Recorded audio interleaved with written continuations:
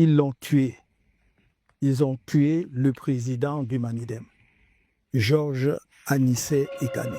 Important. Depuis ma déclaration du 25 septembre 2025, faite sur la base de la résolution du Conseil national du MRC du 6 septembre 2025, par laquelle il était laissé à chaque électeur la liberté de voter en son âme et conscience pour un candidat de l'opposition de son choix, je m'étais imposé le silence, car notre parti était et demeure à ce jour dirigé par le président national par intérim, M. Mamadou Yacouba Mota. J'ai repris la parole le 17 octobre face à la gravité des premières violences post-électorales pour exhorter à la retenue, à l'esprit de discernement, au respect de la vie humaine et du verdict des urnes. La tragédie du moment présent m'impose de prendre à nouveau la parole. Simple militant que je suis de mon parti, après la concertation d'usage, en raison des liens qui se sont tissés entre le président Anissé Ekane et nous, dans la perspective de l'élection présidentielle d'octobre 2025. Sa mort en détention heurte violemment les consciences. Je porte en mon âme son deuil que ravive le souvenir de chacune de nos rencontres, pourtant si peu nombreuses. Je m'étais promis de rendre visite au président Ekane, au professeur Jean-Calvin Abaoyono et à M. Dieucam Tchamini après la convention extraordinaire du MRC prévue le 29 novembre 2025. Ce jour-là, j'ai convenu avec quelques-uns des avocats qui accompagnent ces détenus politiques de faire cette visite hier lundi 1er décembre 2025 à 9h.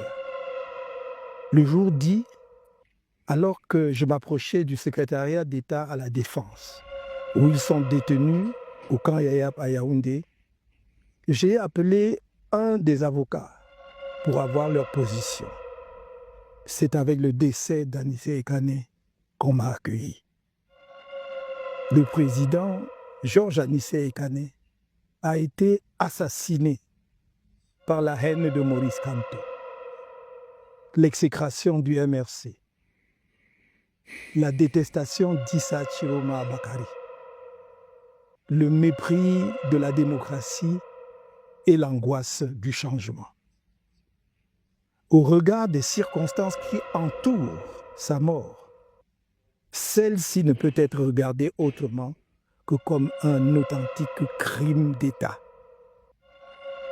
Cher Anissé, malgré les épreuves de la vie et la violence de la prison, que tu avais déjà expérimenté par le passé, toujours pour tes opinions politiques, je crois pouvoir dire, de la distance qui était la mienne, que tu n'as jamais renoncé à tes convictions nationalistes.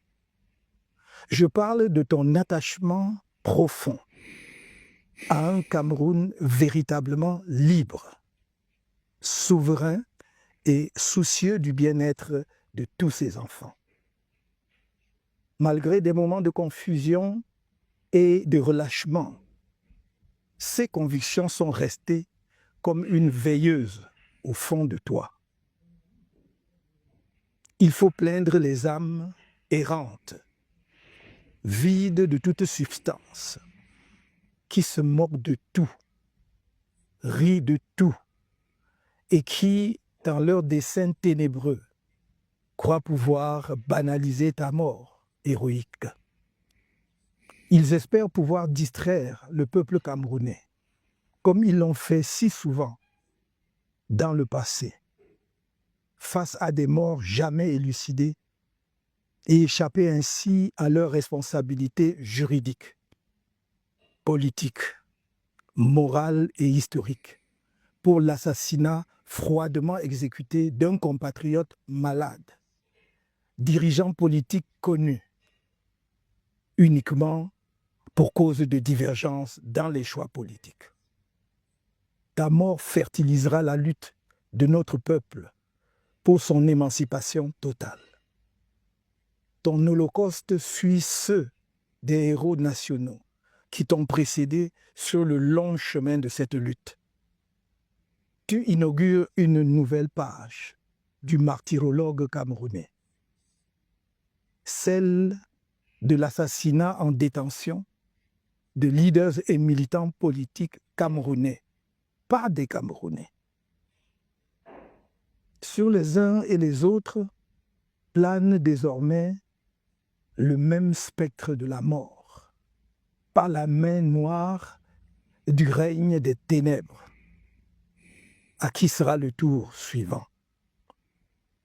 Pour ma part, comme toi, je suis né ici, je vis ici et je mourrai ici. Si le pire devait arriver, nous l'attendrions ici, dans la dignité. Et les humiliations répétées n'y changeront rien.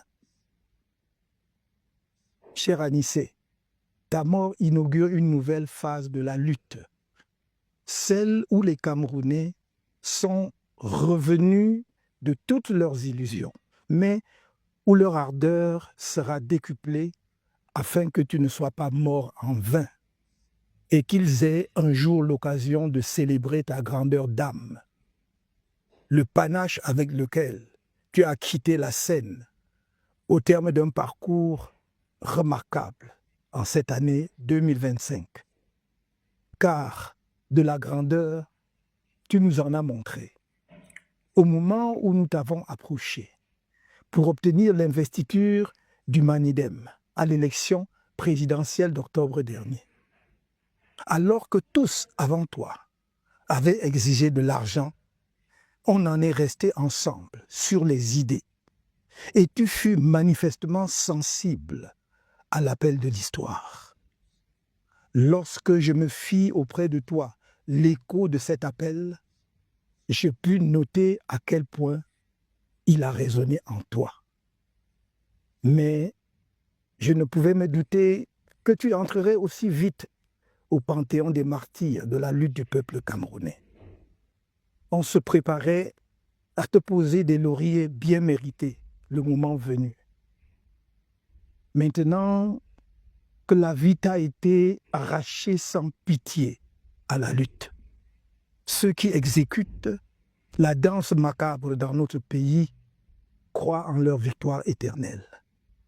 Mais notre lutte commune, celle de tout le peuple camerounais, se poursuivra, plus puissante que jamais, sur des générations encore s'il le faut, mais elle aboutira.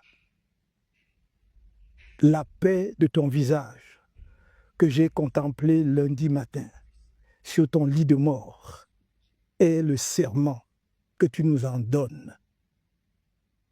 La lumière brillera sur le Cameroun, inéluctablement. May your soul rest in perfect peace.